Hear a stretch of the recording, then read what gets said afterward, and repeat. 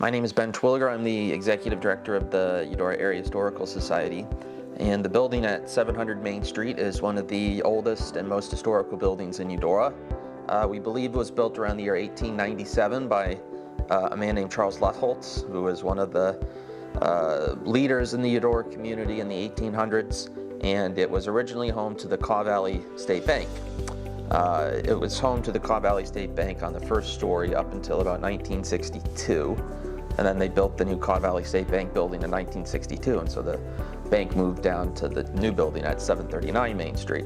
So the Kaw Valley Bank is probably the oldest business in Eudora, and a lot of people still refer to 700 Main Street as the Kaw Valley Bank building. The first story was also home to the post office from the 1920s until about 1962. The second story was home to what was called the Lutholtz Opera House, which could seat about 300 people, and it was used for basically community events, lecturers, speakers, plays. They used to have dances up there.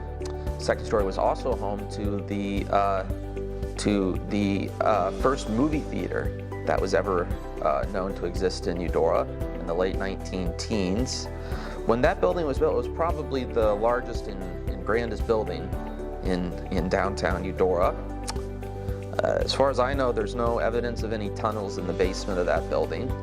There's some what I consider to be myths or urban legends about tunnels in that building and others, and as far as I can tell, there's no evidence to suggest any tunnels, and I think it's kind of a silly notion. Some of the myths that get invented that tunnels were built underneath all these buildings so they could go privately without fear of being robbed or something. It's a bit outlandish, some of these theories, but that's just based on the evidence. There's no tunnels.